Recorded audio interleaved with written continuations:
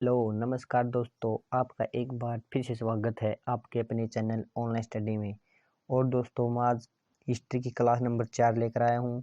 और आज इस क्लास में आपको मैं इल्तुतमिश के बारे में करवाऊँगा। अगर आपने पहली 3 क्लास नहीं देखी हैं तो वीडियो के नीचे डिस्क्रिप्शन में लिंक मिल जाएगा, जाकर देखना। तो चलो दोस्तों, शुरू करते हैं। तो देखिए दोस्तों, हमने आराम शाह पढ़ा था। आराम शाह 12 से 10 में शासक बना और ये 8 माह के लिए शासन बना था और इसने 8 माह शासन किया था। और फिर इसने इसने जड़ नामक स्थान पर इल्तुतमिश ने इसे पराजित कर दिया था और इल्तुतमिश के शासन करने लगा था, वह शासक बन गया था। तो देखते हैं इल्तुतमिश। ठीक है दोस्तों, तो देखिए इल्तुतमिश का शासन कब से कब तक था। तो इसका शासन था 1211 से लेकर 1236 तक इसने शासन किया। ठीक है, 1211 से लेकर 1236 तक। इसके बारे में दोस्तों मैं आपको 5 पॉइंट बताऊंगा जो कि इम्पोर्टेंट है, वेरी वेरी। ठीक है, उससे बाहर आपके एग्जाम में कुछ भी नहीं पूछा जाएगा। तो पहला पॉइंट देखिए, इल्तुतमिश एक इल्बरी तुर्क था। कौन था? एक इब्री तुर्क था। नंबर 2 पॉइंट, बदायूं का सूबेदार था। ठीक, और ये बदायूं कहाँ पर है? यूपी के अंदर है। ठीक है, कौन था? बदायूं का सूबेदार था। नंबर 3 पॉइंट, दिल्ली सल्तनत का वास्तविक संस्थापक भी था। कौन था? दिल्ली सल्तनत का वास्तविक संस्थापक था। पॉइंट नंबर 4 देखिए, दिल्ली को राजधानी बनाई। जो आपकी दिल्ली को राजधानी किसने बनाई थी? आपके इल्तुतमिश ने ही दिल्ली को राजधानी बनाई थी। पॉइंट नंबर 5 देखिए। तो पॉइंट नंबर 5 क्या है? इसे गुलाम का गुलाम भी कहा जाता है। इसे गुलाम का गुलाम क्यों कहा जाता है? क्योंकि यह कुतुबुद्दीन ऐबक का गुलाम था। और फिर कुतुबुद्दीन ऐबक किसका गुलाम था? वो था आपका मोहम्मद गौरी का। ठीक है, आगे देखिए, इसे दिल्ली का पहला सुल्तान कहा जाता है। जो आपका इल्तुतमिश है, इसे दिल्ली का पहला वैधानिक सुल्तान भी कहा जाता है। इसे सुल्तान क्यों कहा जाता है, इसके बारे में देखिए। इसे वैधानिक सुल्तान इसे कहा जाता है, जो आपका बगदाद के जो खलीफा थे उसने इल्तुतमिश को एक प्रमाण पत्र भेजा। कब भेजा? 1299 में। बगदाद के खलीफा ने एक प्रमाण पत्र भेजा इल्तुतमिश को 1299 में। और इसे उपाधि दी। किसने? बगदादा के खलीफा ने इल्तुतमिश को उपाधि दी। उपाधि क्या दी? सुल्तान ए आजम। कौन सी उपाधि दी? सुल्तान ए आजम की उपाधि दी। और इसको खिल्लत भिजवाई। ठीक है, खलीफा ने इसको खिल्लत भिजवाई। खिल्लत यानी कि सम्मान सूचक वस्त्र भिजवाए। क्या भिजवाए? सम्मान सूचक वस्त्र भिजवाए। किसके लिए? इल्तुतमिश के लिए। और किसने भिजवाए? बगदादा के खलीफा ने। ठीक है, अब देखिए, जो आपका बगदाद का खलीफा था, एक कौन था? जो खलीफा था यह आपका था मुस्लिमों का सबसे बड़ा शासक। जो खलीफा था वो कौन था? मुस्लिमों का सबसे बड़ा शासक था। ठीक, आगे देखिए। अब देखिए इल्तुतमिश के कार्य, क्या जो कि इल्तुतमिश ने करवाए। पहला कार्य क्या था? पहला कार्य तुर्कान ए चहलगानी। क्या थी? तुर्कान ए चहलगानी। ये क्या थी? ये चालीसा के दल का गठन करवाया। किसने? इल्तुतमिश ने क्या किया? चालीसा के दल का गठन किया। दूसरा कार्य देखिए, यल्दौज का दमन। किसका दमन है? यल्दौज का दमन। कब? 1215 में। कब किया यल्दौज का दमन? 1215 में। और कहाँ ये किया? तराइन नामक स्थान पर। कहाँ पर? तराइन नामक स्थान पर। और ये जो तराइन नामक स्थान वही जहाँ पर है जहाँ पर मोहम्मद गौरी और पृथ्वीराज चौहान ने युद्ध लड़ा था। कौन सा युद्ध? तराइन का प्रथम युद्ध और तराइन का द्वितीय युद्ध। प्रथम युद्ध कब लड़ा गया? तराइन का 1191 में। और द्वितीय युद्ध 1192 में लड़ा गया। किस किस के बीच? मोहम्मद गौरी और पृथ्वीराज के बीच। तीसरा कार्य देखिए, तीसरा कार्य क्या था?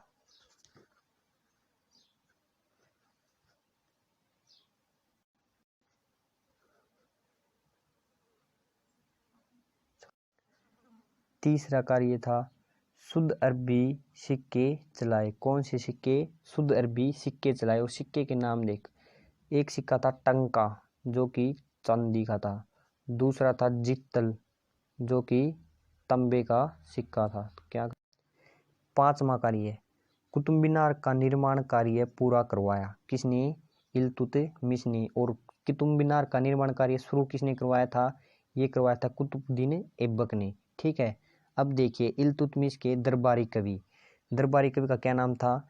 मिनहाज उल सिराज। क्या नाम था? मिनहाज उल सिराज। और इसने एक पुस्तक लिखी, पुस्तक का क्या नाम था?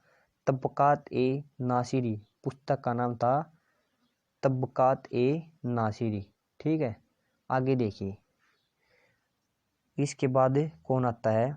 इसके बाद आता है रुकबुद्दीन फिरोज शाह। कौन आता है? रुकबुद्दीन फिरोज शाह। और इसकी माता का क्या नाम था? इसकी माता का नाम था शाह तुर्कानी। और ये कौन थी? एक तुर्कदासी थी। इल्तुतमिश की मृत्यु कब हुई थी? मृत्यु हुई थी 30 अप्रैल 1236 को इल्तुतमिश की मृत्यु हुई थी। उसके बाद कौन आया था? उसके बाद आया था रुकबुद्दीन फिरोज शाह। ठीक है। अब देखिए फिरोज शाह के बाद रुकबुद्दीन फिरोज शाह के बाद कौन आती है? उसके बाद आती है रजिया सुल्तान। कौन है? रजिया सुल्तान। रजिया सुल्तान ने शासक किया 1236 से 1240। कितने वर्ष? 4 वर्ष। अब देखिए इसके बारे में भी 5 इंपॉर्टेंट बातें बताऊंगा। ठीक है, जो कि पूछी जाती है एक एग्जाम में। तो पहली बात क्या है? लाल वस्त्र पहनकर न्याय मांगा। जो आपकी रजिया सुल्तान थी, इसने लाल वस्त्र पहनकर क्या? न्याय मांगा। दूसरी बात, कुब्बा या कबा यानी कि जिसे कोट बोलते हैं, कोट को क्या बोलते हैं? कुब्बा या कबा। वह कुला यानी कि टोपी पहनकर शासक किया। रजिया सुल्तान ने कोट और टोपी पहनकर शासन किया। ठीक है। आगे देखिए तीसरी बात देखिए, रजिया सुल्तान ने अल्तुनिया से विवाह किया। किससे विवाह किया? अल्तुनिया से विवाह किया। 4 नंबर बात देखिए, जलालुद्दीन याकूत। रजिया सुल्तान कहा जाता है कि रजिया सुल्तान का जलालुद्दीन याकूत से नाजायज संबंध थे। क्या कहा जाता है? कि जलालुद्दीन याकूत से रजिया सुल्तान के नाजायज संबंध थे। अब देखिए रजिया सुल्तान इसे अमीर ए आखुर के पद पर बिठाती है। जो रजिया सुल्तान है वो जलालुद्दीन याकूत को कौन से पद पर बिठाती है? अमीर ए आखुर के पद पर बिठाया। कौन से पद पर? अमीर ए आखुर के पद पर। और ऐसवासाला का प्रधान, इसे क्या बोला जाता है? ऐसवासाला का प्रधान। ठीक है। आगे देखिए 5 नंबर बात, जनता के सहयोग से सुल्तान बनने वाली शासक। जो आपकी रजिया सुल्तान थी वो जनता के सहयोग से शासक बनी थी।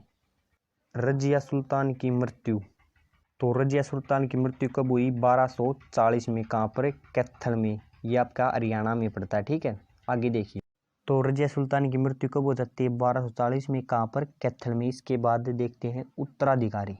तो पहला उत्तराधिकारी कौन था? बहराम शाह। कौन था? बहराम शाह। ये कब से कब तक? ये था 1240 से 42 तक। 1240 से 42 तक कौन था? बहराम शाह। इसने क्या किया था? इसने नायब का पद बनाया था, जो कि बहुत शक्तिशाली पद माना जाता था। ठीक है। इसने बनाया था। किसने? नायब का पद किसने बनाया? बहराम शाह ने। नंबर 2 पर कौन आता है? अलाउद्दीन मसूद शाह। कौन आता है 2 नंबर पर उत्तराधिकारी? अलाउद्दीन मसूद शाह। ये कब से कब तक है? ये था 1242 से लेकर 1246 तक। कब तक? 1242 से 1246 तक।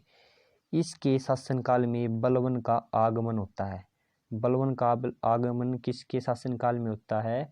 अलाउद्दीन मसूद शाह के शासनकाल में बलबन का आगमन होता है। 3 नंबर का उत्तराधिकारी कौन था? नासिरुद्दीन मोहम्मद। कौन था? नासिरुद्दीन मोहम्मद। ये कब से कब तक? ये था 1246 से 1265 तक। 46 से 65 तक कौन था आपका? नासिरुद्दीन मोहम्मद। अब देखिए ये नासिरुद्दीन मोहम्मद नायब किसको बनाता है आपके, ये नायब बनाता है बलबन को, जो कि बहुत शक्तिशाली पद माना जाता है नायब का। ये किसे बनाता है, ये बलबन को नायब बनाता है, ठीक है। और इसने उपाधि दी किसको, बलबन को। नासिरुद्दीन मोहम्मद ने उपाधि दी किसको, बलबन को। क्या उपाधि दी,